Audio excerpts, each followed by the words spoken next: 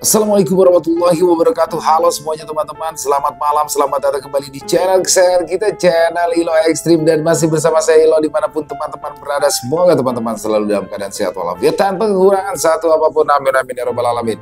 Dan pada kesempatan yang baik ini kami akan membawakan satu kisah favorit kita semua, kisah Bang Pian. Wow, kisah dari Mas Untung Prasetyo yang selalu menarik untuk disimak dengan logat Betawinya yang khas. Tapi sebelum kita masuk ke dalam kisahnya, buat teman-teman mungkin yang belum subscribe dong, bisa dibantu di klik dulu tombol subscribe, jangan lupa lonceng notifikasinya dinyalakan agar teman-teman selalu mendapatkan notifikasi dari konten-konten yang akan kami upload di setiap harinya. Dan kami juga ingin mengucapkan terima kasih ya kepada seluruh teman-teman yang sudah selalu setia hadir, yang sudah selalu mendukung kami, karena teman-temanlah kami selalu bersemangat berkarya di setiap harinya. Dan gak pakai berlama-lama lagi, pasti udah gak sabaran kan untuk melihat kekocaknya Bang Pian. Langsung saja kita masuk ke dalam kisahnya. Bunuh horor on Guna-guna di rumah Pak Teguh. Kisah Bang Pian. Baru saja mendapatkan tempat bekerja yang terbilang cukup baik, Bang Pendi, yang kini menjadi seorang supir pribadi, kembali mendapatkan sebuah permasalahan yang berkaitan dengan makhluk gaib. Baru beberapa minggu bekerja menjadi supir pribadi, Bang Pendi terpaksa kembali menganggur setelah Pak Teguh yang merupakan bosnya itu tiba-tiba saja jatuh sakit. Saat itu, walaupun Bang Pendi tahu jika ada sesuatu yang tidak biasa dengan penyakit tuannya itu, namun Bang Pendi belum dapat berbuat banyak hal itu dikarenakan Pak Teguh yang tidak percaya dengan hal-hal mistis. Bang Pendi pun merasa dilema kala itu. Di satu sisi dia yakin bahwa penyakit Pak Teguh memiliki kaitan dengan gangguan gaib, mengingat gejalanya yang aneh dan tidak kunjung sembuh meskipun sudah mendapat perawatan medis. Namun di sisi lain, dia juga tahu bahwa Pak Teguh adalah orang yang rasional dan cenderung tidak percaya terhadap hal-hal yang berbau mistis. Dan oleh karena itu, Bang Pendi pun memilih untuk tetap diam dan mengamati situasi sambil mencari cara agar bisa membantu tanpa menyinggung kepercayaan Pak Teguh. Seiring berjalannya waktu, keadaan pun semakin memburuk. Pak Teguh yang biasanya terlihat energik mulai kehilangan nafsu makan dan terlihat lemas di setiap harinya. Tidurnya juga tidak nyenyak dan seringkali terbangun dengan keringat dingin serta mengeluh tentang mimpi buruk yang terus berulang. Bang Pendi yang kala itu dihubungi oleh anak Pak Teguh yang bernama Mamaya untuk mengantarkan Pak Teguh ke rumah sakit pun merasakan energi negatif yang sangat menekan di sekitaran rumah besar tempat ia bekerja. Beberapa kali dia melihat bayangan samar melintas di sudut matanya dan hawa panas pun tidak dapat dihindarinya. Sepulangnya dari rumah sakit, Bang Pendi yang awalnya ragu untuk menceritakan kepada Mbak Maya tentang apa yang dirasakannya itu akhirnya memberanikan diri untuk berbicara dengan anak sematawayang dari Pak Teguh yang memimpin sebuah perusahaan besar itu. Mbak, maaf ini, boleh minta waktunya bentaran nggak? Ucap Bang Pendi yang selalu berusaha menjaga tata keramanya dan bersikap sangat sopan itu. Oh iya bang, boleh. Ada apa ya? Balas Mamaya sambil tersenyum. Ini mbak, saya mau ngomong soal penyakitnya bapak. Maaf banget ini mbak, bukannya saya so tahu, tapi kalau menurut saya mah sakit yang dialamin bapak bukan penyakit biasa deh mbak, ujar Bang Pendi yang mulai berbicara langsung mengenai Pak Teguh. Sebenarnya saya juga mikirnya begitu bang, karena tuh saya ngerasa ada yang aneh sama bapak. Kalau malam itu beliau gelisah seperti orang linglung gitu. Saya juga jadi kasihan sama ibu, karena semenjak bapak sakit, ibu juga jadi kurang istirahat. Balas Mbak Maya sambil menghela nafas panjang. Selain itu, kayaknya ada yang aneh juga ya bang sama rumah ini. Ibu Mbak Maya sambil mengedarkan pandangannya ke sekitar halaman rumah. Itu Mbak Maya paham, balas Bang Pendi yang merasa lega karena ada orang yang memiliki pemikiran sama dengannya. Bang Pendi sendiri tahu dari mana kalau penyakit bapak bukan penyakit medis? Wah, jangan-jangan Bang Pendi ini anak indigo ya? Tanya Mbak Maya sambil tertawa kecil. Bukan indigo mbak, Memang dulu saya pernah sakit lama gara ketempelan demit, ama pernah juga dikerjain orang, balas Bang Pendi menjelaskan. Setelah mendengar penjelasan dari Bang Pendi, Mbak Maya terdiam sejenak, seolah memikirkan sesuatu. Ia kemudian menghela nafas panjang, tampak mulai serius memikirkan ucapan sopir keluarganya itu. Mbak Maya tahu, rumah dan keluarganya memang belakangan ini terasa berbeda, seolah ada energi gelap yang menyelimuti. Bang Pendi yang melihat perubahan ekspresi dari Mbak Maya mencoba melanjutkan pembicaraan dengan hati-hati. Dia menceritakan bagaimana pengalamannya sebelumnya menghadapi situasi serupa saat ia sendiri pernah menjadi korban energi negatif dan juga guna-guna. Ia juga menjelaskan bahwa tanda-tanda yang dirasakan oleh Pak Teguh seperti gelisah, linglung, dan sulit sembuh meskipun sudah menjalani pengobatan medis seringkali berkaitan dengan gangguan non-medis. Mbak Maya mendengarkan dengan seksama dan akhirnya dia semakin yakin bahwa ada hal yang tidak wajar sedang terjadi. Ia mengingat kembali kejadian-kejadian aneh yang terjadi di rumah mereka, seperti suara-suara aneh di malam hari, barang-barang yang tiba-tiba berpindah tempat, dan hawa dingin yang terasa di beberapa sudut rumah. Hal itu semakin membuatnya percaya bahwa ada sesuatu yang memang perlu diatasi. Akhirnya, Mbak Maya meminta saran kepada Bang Pendi tentang langkah apa yang sebaiknya mereka ambil. Bang Pendi yang masih merasa ini di luar kapasitasnya menyarankan agar mereka mencari seseorang yang lebih ahli dalam menangani hal-hal seperti ini. Dan Bang Pendi pun mengusulkan nama Bang Pian yang memang sudah berkali-kali membantu orang-orang dalam mengatasi masalah serupa. Mbak Maya pun setuju dengan usulan tersebut dan meminta Bang Pendi untuk mengatur pertemuan dengan Bang Pian. Dia berharap dengan bantuan Bang Pian, penyakit misterius dari Pak Teguh dan juga energi gelap di rumah mereka bisa segera diatasi sehingga keluarganya bisa kembali hidup dengan tenang dan harmonis. Tapi kita juga harus mencari cara supaya teman Bang Pendi itu bisa ngobatin Bapak, Bang. Kan Bang Pendi sendiri tahu kalau Bapak nggak percaya sama yang begituan, ujar Mbak Maya sambil berusaha memikirkan cara agar Pak Teguh mau menjalankan pengobatan alternatif. Gampang, Mbak, yang penting mah teman saya bisa ketemu bapaknya aja dulu. Kita kagak usah bilang ke Pak Teguh kalau mau ngobatin dia. Kita cari aja alasan lain dulu. Nah, selebihnya biar teman saya yang ngurus, balas Bang Pendi dengan penuh percaya diri. Bang Pendi yakin kalau teman Bang Pendi itu bisa jelasin ke Bapak soal penyakit yang sedang dialaminya itu.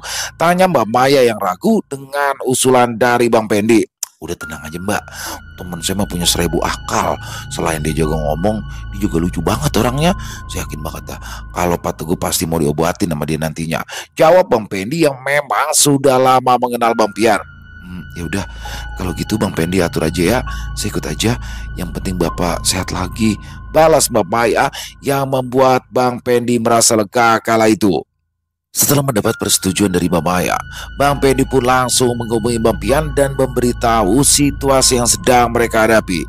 Walau sempat menemui kendala karena sangat sulit untuk bertemu dengan Bang Pian, namun Bang Pendi terus berusaha dan mencari waktu yang tepat hingga akhirnya dia dapat bertemu dengan sahabat baiknya itu. Set dah, udah kayak pejabat aja lu, Yan. Susah banget ditemuinya, ujar Bang Pendi sambil menepuk pundak Bang Pian yang sedang menikmati secangkir kopi di teras rumah Baba Ali yang terbuka itu. Astagfirullahaladzim, ngagetin aja sih lu. Salam kayak apa kek, main nepok-nepok aja, udah kayak copet lu, balas Bang Pian yang dibuat terkejut oleh kedatangan Bang Pendi. Lah iya ya, maafin gue dah ya, gue seneng banget soalnya bisa ketemu sama lu, sampai lupa ngucapin salam, balas Bang Pendi yang langsung duduk dan menyeruput kopi hitam milik Bang Pian yang baru saja diletakkan di atas meja kecil.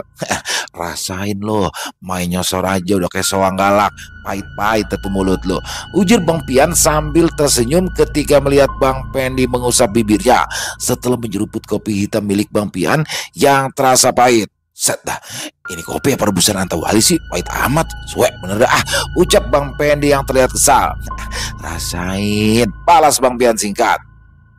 Tidak lama kemudian, Baba Ali pun terlihat keluar dari dalam rumah dengan wajah yang terlihat kesal. Hari itu, Baba Ali yang sedang kurang sehat merasa terganggu dengan suara ribut dari arah teras depan rumahnya. Dasar bocah geblok, pagi-pagi udah pada ngelenong aja lu, bukannya pada kerja. Sono lu, ujar Bapak Ali yang langsung membuat Bang Pian dan Bang Pendi terdiam.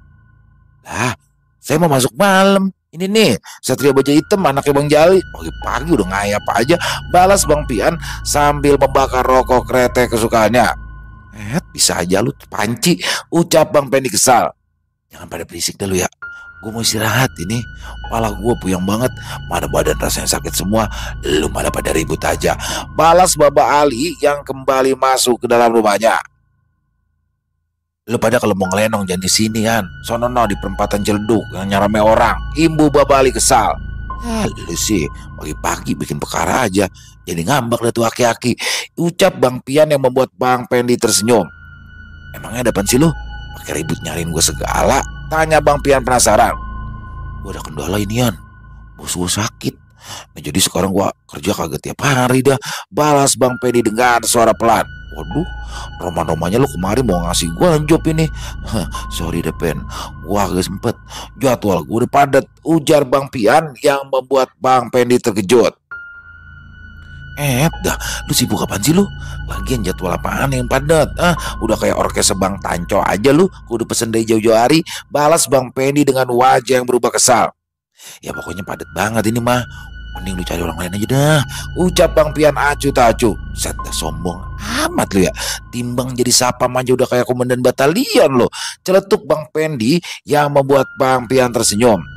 Emang ada apaan sih? Lu dapat job apa lagi? Ngusir demit di rumah kosong? Apa yang di pabrik kayu? Imbu Bang Pian sambil mengepulkan asap rokoknya. Mendengar pertanyaan dari Bang Pian, Bang Pendi pun langsung menceritakan tentang apa yang sedang dialami oleh Pak Teguh. Dia mengatakan, jika Pak Teguh adalah orang yang tidak percaya dengan penyakit di luar medis, Bang Pian mendengarkan cerita Bang Pendi dengan serius. Meskipun wajahnya terlihat tetap tenang, namun Bang Pian tampak sedang memikirkan sesuatu sambil sesekali mengepulkan asap rokoknya.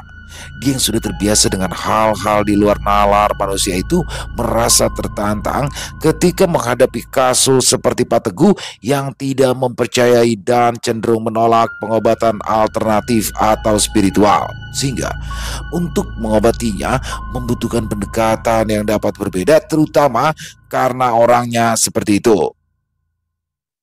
Bang Pendi juga menjelaskan bagaimana kondisi Pak Teguh yang semakin memburuk, mulai dari fisik yang melemah hingga perilakunya yang menjadi aneh, seperti sering gelisah di malam hari dan kadang terlihat seperti orang kebingungan. Ia juga menambahkan bahwa Mbak Maya, anak dari Pak Teguh, mulai menyadari ada sesuatu yang tidak beres dan memutuskan untuk meminta bantuan meskipun tanpa sepengetahuan ayahnya. Orang yang kagak percaya sama yang begituan mah emang biasanya susah ditolongnya Pen, ujar Bang Pian dengan wajah serius. Namun walau begitu, dia sudah memiliki gambaran bagaimana cara mendekati kasus ini tanpa membuat Pak Teguh merasa dipaksa atau tersinggung. Yang penting kita kudu bikin dia nyaman dulu Pen. Nah kalau dia udah percaya, baru udah pelan-pelan kita jelasin, Ibu Bang Pian yang tentunya membuat Bang Pendi merasa lega. Udah lu tenang aja, kita coba pelan-pelan. Ya kalau emang dia belum mau percaya, sekagaknya mah kita bikin suasana rumahnya lebih enak dulu. Kadang energi negatif yang terlalu banyak aja itu udah cukup bikin sakit. Kagak perlu ada yang kena santet atau apapun, ujar Bang Pian yang membuat Bang Pendi mengangguk dan merasa lebih tenang karena tahu bahwa Bang Pian selalu punya cara untuk menangani situasi yang rumit seperti ini.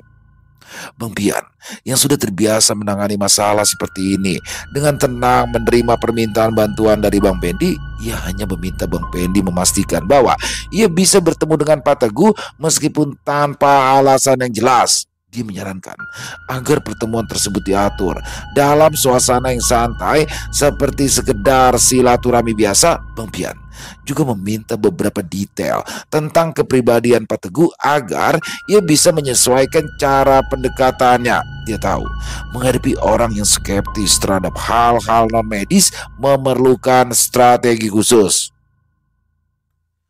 Bang Penny kemudian memberitahu Mbak Maya tentang rencana tersebut. Mereka sepakat untuk mengatur pertemuan di rumah Pak Teguh dalam beberapa hari ke depan setelah memastikan jadwal Pak Teguh tidak terlalu berbenturan dengan pengobatan medisnya sementara itu.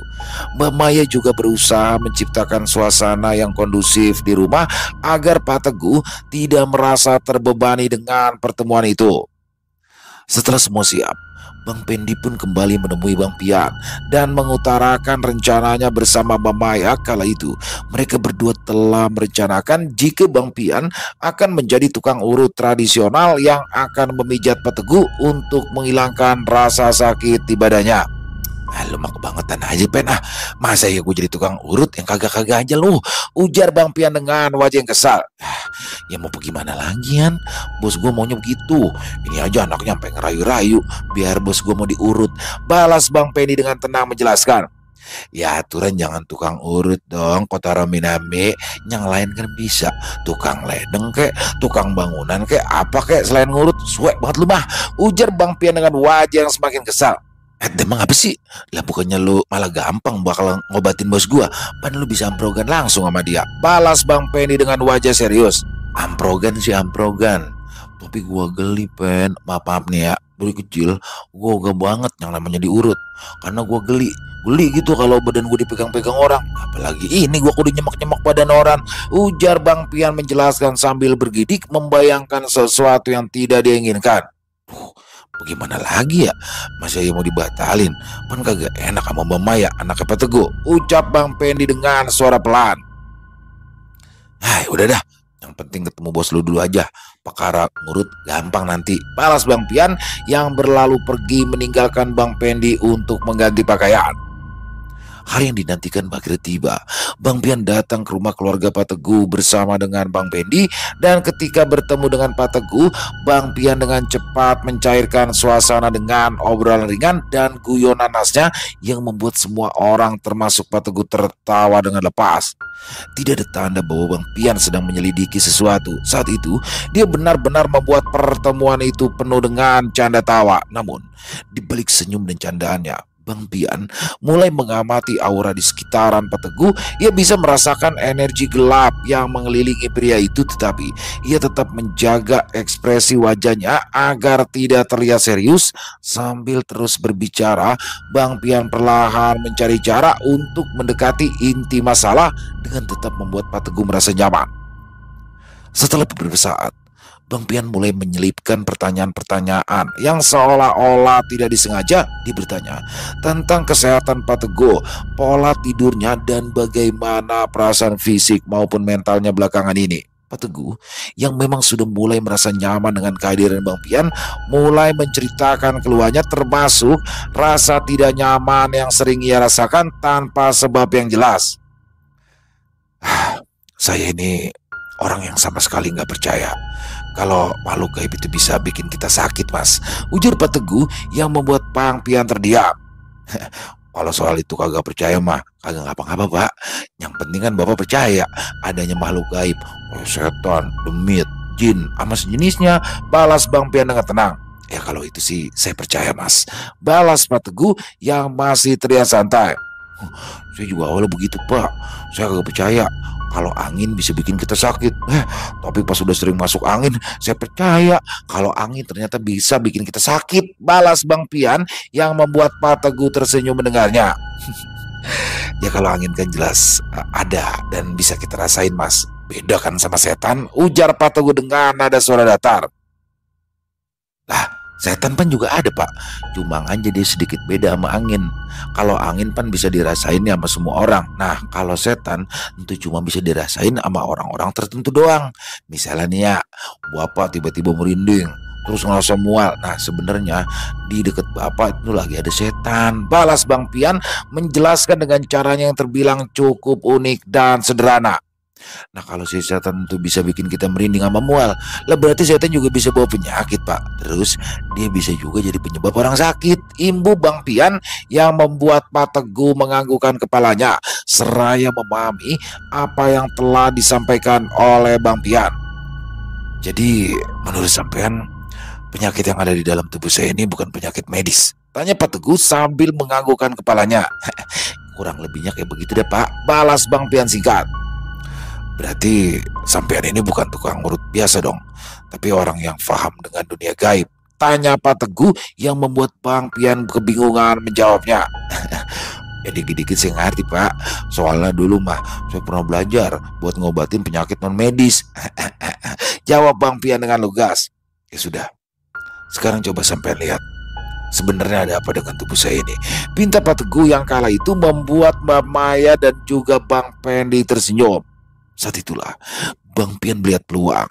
Ia dengan hati-hati menawarkan solusi berupa teknik relaksasi dan terapi sederhana untuk membantu Pak Teguh merasa lebih baik. Pak Teguh yang tidak merasa terintimidasi akhirnya setuju.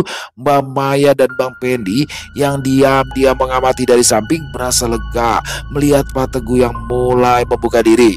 Bang Pian mulai bekerja dengan cara yang sangat hati-hati dan terukur. Ia mengambil kursi kecil dan meminta kepada Pak Teguh untuk memijat bahu dan punggungnya terlebih dahulu, sambil terus membaca doa-doa pelan dalam hati. Sentuhan Bang Pian terlihat seperti pijatan biasa, tetapi sebenarnya ia sedang mencoba meraba energi yang mengalir di tubuh Pak Teguh. Dia menyadari ada energi gelap yang berpusat di sekitaran bagian dada dan perut Pak Teguh, sesuatu yang tampaknya menjadi sumber gangguan fisik dan mentalnya. Pak Teguh terlihat sedikit rileks setelah beberapa menit. Meskipun wajahnya masih menunjukkan sisa kelelahan, Bang Pian terus melanjutkan memperhatikan setiap gerak-gerik Pak Teguh untuk memastikan ia tidak merasa terganggu sesekali. Ia memberikan komentar ringan tentang pentingnya menjaga kesehatan tubuh, membuat suasana tetap santai dan jauh dari kesan mistis yang biasanya sulit diterima oleh orang seperti Pak Teguh. Saat proses berlangsung, Mbak Maya dan Bang Pendi saling melirik dari kejauhan. Mereka melihat bagaimana perlahan-lahan ekspresi Pak Teguh mulai berubah, tidak hanya lebih tenang, tapi juga terlihat lebih fokus. Hal ini memberikan mereka harapan bahwa pendekatan Bang Pian yang lembut dan tidak mengintimidasi benar-benar berhasil. Maaf ini Pak, kelihatannya emang ada sedikit energi gelap nih yang mengganggu di sekitaran Bapak. Saya bantu bersihin ya, pelan-pelan aja deh ya, biar Bapaknya nyaman, ujarnya dengan tenang. Pak Teguh yang merasa sudah cukup rileks hanya bisa mengangguk tanpa banyak pertanyaan. Bang Pian kemudian melanjutkan dengan teknik sederhana, yaitu dengan menggunakan air doa yang sebelumnya sudah ia siapkan. Dia meminta izin untuk mengoleskan sedikit air tersebut ke bagian pundak, lalu dilanjut ke arah kedua lengan dan diteruskan ke bagian dahi Pak Teguh sambil membaca doa pelan. Tidak lama setelah itu, Pak Teguh merasakan tubuhnya sedikit lebih ringan meskipun ia belum sepenuhnya mengerti apa yang baru saja terjadi. Mbak Maya yang memperhatikan dari samping merasa lega melihat ayahnya mulai menunjukkan tanda-tanda perubahan. Dia tahu proses ini tidak akan selesai dalam satu sesi, tetapi melihat Pak Teguh yang mau membuka diri itu adalah langkah besar. Di sisi lain, Bang Pian merasa yakin bahwa ia telah mendapatkan kepercayaan Pak Teguh, langkah pertama yang sangat penting dalam menyelesaikan permasalahan ini. Bagaimana Pak? Ada bedanya kagak dari sebelumnya? Tanya Bang Pian yang masih duduk di belakang Pak Teguh. Tadi sih udah agak enakan ya, tapi sekarang kok saya jadi ngerasa mual ya Mas, balas Pak Teguh sambil memejamkan matanya. Tunggu bentaran ya Pak, kita keluarin aja nih sekalian apa yang ada di dalam badan Bapak, ujar Bang Pian dengan penuh keyakinan. Pendi, gue minta tolong dong, ambilin tempat kayak baskom apa ember kecil gitu dah, pinta Bang Pian kepada Bang Pendi yang duduk agak jauh dari tempat mereka berada. Tanpa pikir panjang, Bang Pendi pun segera bangkit dari duduknya. Setelah itu, dia bersama Mbak Maya pergi ke arah dapur dan meminta sebuah baskom kepada asisten rumah tangganya yang kala itu duduk di ruang makan bersama sang ibu. Sementara menunggu Bang Pendi dan Mbak Maya kembali dengan baskom, Bang Pian mulai membaca doa dengan suara pelan namun dapat menenangkan energi di ruangan tersebut. Dia meletakkan tangannya dengan lembut di punggung Pak Teguh, tepat di area yang menurutnya menjadi pusat energi gelap. Dengan mata tertutup, Bang Pian merasakan adanya sesuatu yang menghalangi aliran energi di tubuh Pak Teguh, seolah ada yang tertahan dan ingin keluar. Tidak lama kemudian, Bang Pendi dan Mbak Maya datang membawa baskom yang diminta. Mereka meletakkannya di depan Pak Teguh yang tampak semakin gelisah, wajahnya memucat, tubuhnya mulai berkeringat dingin. Melihat itu, Bang Pian segera bertindak. Dia meminta Pak Teguh untuk sedikit membungkuk dan mengarahkan wajahnya ke atas baskom. Pak, tarik napas pelan-pelan. Nah, kalau kerasa ada sesuatu yang mau keluar, jadi tahan. Biar semuanya keluar aja ya, ucap Bang Pian dengan lembut sambil menepuk punggung Pak Teguh perlahan.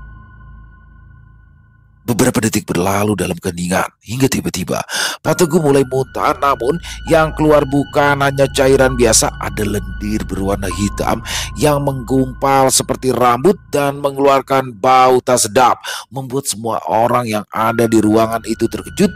Mbak Maya dan Bang Pendi refleks menutupi hidung mereka, sementara asisten rumah tangga yang mengintip dari jauh menjerit kecil. Ini dia nih.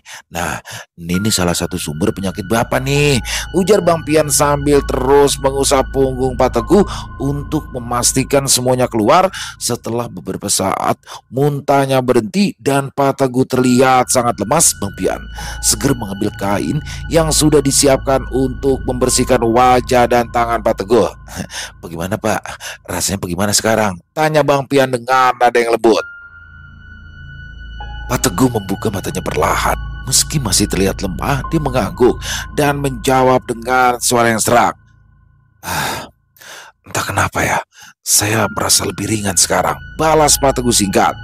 Mbak Maya yang melihat perubahan itu langsung menatap Bang Pian dengan penuh harapan. Bang Pian meski lelah tersenyum tipis. Dia tahu bahwa ini baru langkah awal dan masih ada proses panjang untuk memastikan Pak Teguh benar-benar pulih. Namun yang jelas, energi gelap yang selama ini bersarang di tubuh Pak Teguh telah berhasil dikeluarkan.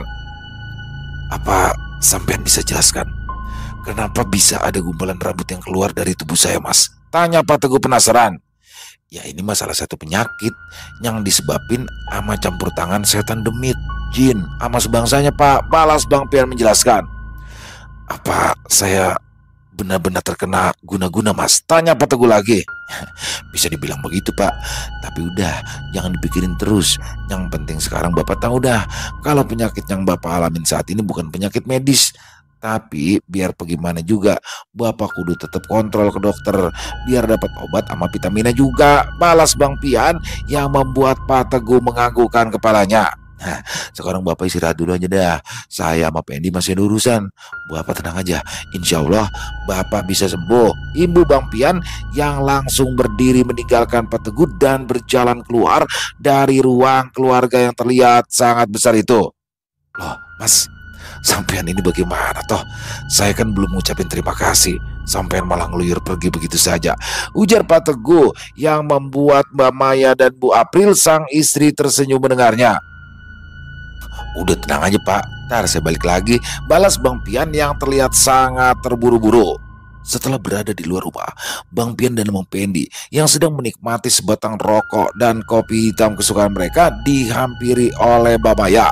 Wanita muda itu pun menanyakan apa yang sebenarnya telah menimpa sang ayah kala itu. Bapak emang kena guna-guna Mbak, dan guna-guna itu bukan hanya ada di badan Bapak Teguh, tapi di sekitaran rumah ini udah ditanemin benda yang jadi perantara guna-guna tuh, ujar Bang Pendi menjelaskan kepada Mbak Maya. Mbak Maya terdiam mencerna penjelasan Bang Pendi, wajahnya cemas tetapi juga penasaran. Ia duduk di kursi rotan dekat mereka memandang ke arah rumah dengan tatapan penuh tanda tanya. Sementara itu Bang Pian tetap tenang, ia menghisap rokok dalam-dalam sebelum ikut angkat bicara.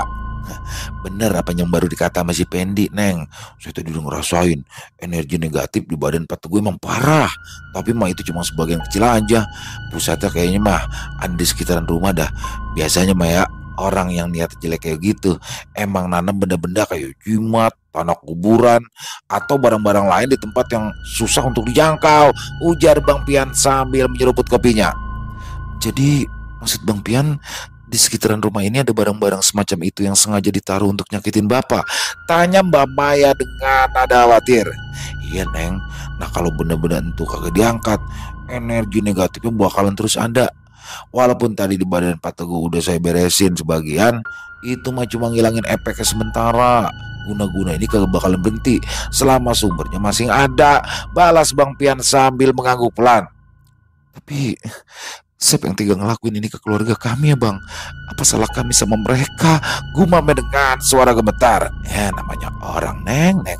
Kadang-kadang mah orang kagak butuh alasan bakal ngebenci. Iri hati aja udah cukup bakal mereka ngelakuin hal kayak beginian. Yang penting mas sekarang kita fokus dulu dah beresin masalahnya ya. Urusan siapa yang ngelakuin biar nanti juga ketahuan diri. Balas Bang Pian mencoba menenangkan. Nah, ini malam nih, biarin aja saya sama Pendi keliling rumah, bakal nyari tuh barang-barang.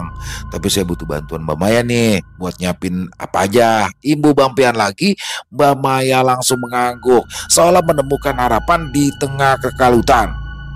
Apa yang harus saya siapin ya bang? Tanya Mbak Maya dengan wajah yang terlihat lebih serius. Cukup garam kasar aja dah sama kain putih. Dan yang penting jangan nyampe ada orang yang keluar dari dalam rumah selama saya sama Pendi lagi kerja ya. Jawab Bang Pian dengan penuh keyakinan. Mbak Maya segera beranjak. Sementara Bang Pian dan Bang Pendi kembali merencanakan langkah mereka selanjutnya. Mereka tahu malam itu akan panjang, tapi tekad mereka sudah bulat untuk memastikan rumah Pak Teguh bersih dari segala energi negatif yang telah lama mengganggu. Ketika Mbak Maya pergi menyiapkan kebutuhan yang diminta, Bang Pian dan Bang Pendi duduk kembali di teras menyusun rencana secara rinci. Bang Pian menghisap rokok dalam-dalam, memikirkan langkah yang paling aman untuk memastikan tidak ada gangguan selama proses pembersihan. Nanti kita mulain dari halaman depan, Pen.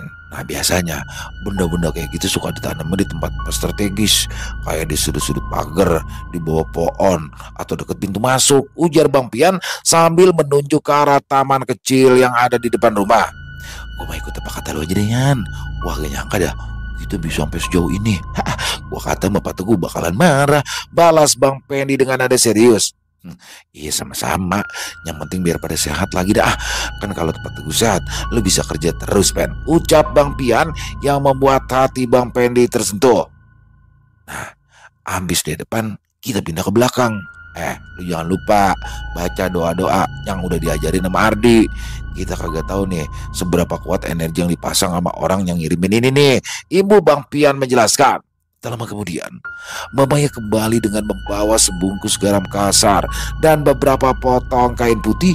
Wajahnya masih terlihat tegang, tapi tekadnya untuk membantu jelas terlihat. Ini bang, garam sama kain putihnya. Apalagi yang perlu saya bantu?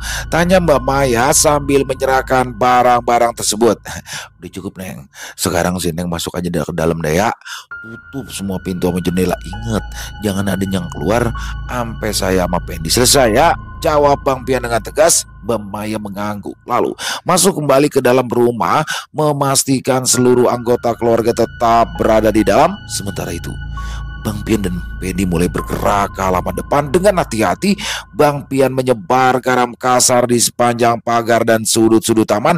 Setiap gerakannya diiringi dengan doa-doa perlindungan untuk mengusir energi negatif yang mungkin masih mengintai. Ketika mereka tiba di sudut pagar, Bang Pian tiba-tiba merasakan hawa dingin yang menusuk. Ia berhenti sejenak, memejamkan mata, lalu menunjuk ke tanah di bawah sebuah semak. Nah, di sini nih Pen, gue yakin banget ada sesuatu yang udah ditanam di bawah sini nih, ucapnya dengan nada pelan tapi pasti. Bang Pendi segera mengambil cangkul kecil yang sudah mereka siapkan sebelumnya. Ia mulai menggali tanah tersebut dengan perlahan, tak butuh waktu lama. Sebelum cangkulnya mengenai sesuatu yang keras, dia berhenti sejenak, lalu melanjutkan menggali dengan tangan, memastikan benda itu tidak rusak. Ketika benda itu terangkat, mereka melihat sebuah bungkusan kain hitam kecil yang diikat dengan tali. Wajah Bang Pian berubah serius. Nah, ini dia nih, ini dia biang keroknya, gumam Bang Pian sambil menggelengkan kepalanya. Tanpa membuang waktu, Bang Pian membungkus benda itu dengan kain putih yang telah ia bawa, lalu menyiramkan air doa di sekitarnya untuk menetralisir energi negatif. Ini baru satu nih Pen, kayaknya masih ada lagi nih mah.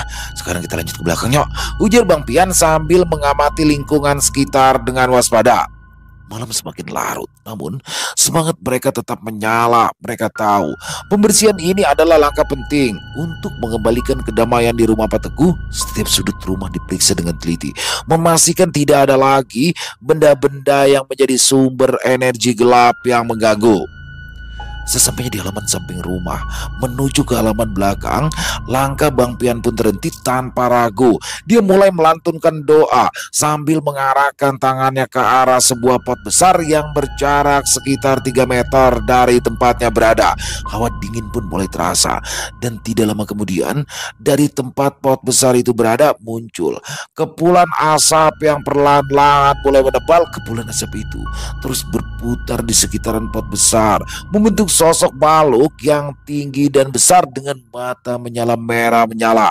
Wujudnya menyeramkan dengan tubuh yang tampak seperti bayangan hitam pekat disertai cakar panjang di kedua tangannya. Hawa dingin semakin menusuk, membuat suasana di sekitar halaman belakang terasa mencekam. Bang Pendi yang berada di belakang Bang Pian langsung merasakan bulu kuduknya berdiri. Namun Bang Pian tetap berdiri tegap melanjutkan doa-doa yang dilantunkannya dengan suara lantang dan penuh keyakinan. Tatapannya tertuju langsung ke arah sosok makhluk itu yang kini mulai mengeluarkan suara geraman rendah seperti mencoba mengintimidasi. Tanpa ragu, Bang Pian mulai berbicara kepada makhluk tersebut dan memintanya untuk menjelaskan kenapa dia berada di sana dan apa tujuan sebenarnya. Makhluk itu hanya tertawa dengan suara yang menggema, dan setelah itu dia berkata dengan nada penuh kebencian, "Aku di sini atas perintah, dan aku tidak akan pergi begitu saja," ujar sosok yang sangat mengerikan itu. Bang Pian tersenyum tipis. Meskipun situasinya tampak menegangkan, dia tahu makhluk ini hanyalah penjaga benda gaib yang ditanam di sekitar rumah. Dengan tenang ia melanjutkan doa, namun kali ini tubuhnya seperti memasang kuda-kuda dalam gerakan pencak silat, dan tangannya terus mengarah ke tanah di dekat pot tersebut. Perlahan tanah di bawah pot mulai bergetar seolah-olah ada sesuatu yang terkubur di dalamnya, dan makhluk itu mulai merasa gelisah. Geramannya semakin keras, namun Bang Pian tetap tak bergeming. "Pen, lu siapin kain putih lagi ya. Roma-romanya di mari ada benda lain lagi nih yang kita cari," ujar Bang Pian tanpa menoleh, tetap fokus pada makhluk di depannya. Bang Pindi segera mengambil kain putih dari saku jaketnya dan mendekat meskipun rasa takut masih menyelimuti dirinya. "Cepet Pen, gali tuh di bawah pot itu tuh. Gue tahan makhluk ini nih," lanjut Bang Pian dengan suara yang tegas. "Lah, itu genderunya bagaimana? Masa ya gua kudu ngegali di deket dia?" tanya Bang Pendi dengan wajah yang terlihat pucat. "Lu tenang aja ngapa? Itu makhluk udah gua kunci. Dia kagak bisa ngapa-ngapain lagi," balas Bang Pian dengan tenang. "Lah apa yang dikunci? Lah orang itu udah masih gerak-gerak. Mendingan lu hilangin dulu deh Yan, gua takut," balas Bang Pendi dengan suara gemetar. Payah lu. Itu kan anak buahnya Gorgom. Lu bagaimana sih? Lu kan satria baja hitam," balas Bang Pian yang membuat Bang Pendi menggelengkan kepalanya. "Dasar bocah geblek lu mah, sempet-sempetnya bercanda. Gila lu mah emang," gerutu Bang Pendi yang tetap terpaku di tempatnya. Karena Bang Pendi yang tidak berani untuk menggali tanah di mana dia juga melihat sosok makhluk mengerikan itu, akhirnya Bang Pian pun kembali membacakan doa dan mengurung sosok makhluk gaib tersebut, lalu memasukkannya ke dalam botol kecil yang dibawanya. Dan setelah itu Bang Pendi pun langsung bergerak. Ia mulai menggali tanah di bawah pot besar tersebut. Tidak lama kemudian dia menemukan sebuah benda kecil berbentuk boneka dari kain hitam yang diikat dengan beberapa tali merah. Wajah Bang Pendi pucat saat melihat benda itu, namun Bang Pian segera mengambil alih dan membungkusnya dengan kain putih sambil menyiramkan air doa di atasnya. Bang Pian menarik nafas dalam-dalam dan mengusap wajahnya, dan mereka pun melanjutkan pencarian ke sudut-sudut lain di halaman belakang untuk memastikan setiap benda yang menjadi perantara guna-guna ini ditemukan dan dimusnahkan sepenuhnya. Bang Pian tahu ini akan menjadi malam yang panjang dan penuh ujian, tetapi ia bertekad untuk membersihkan rumah ini dari semua gangguan energi negatif.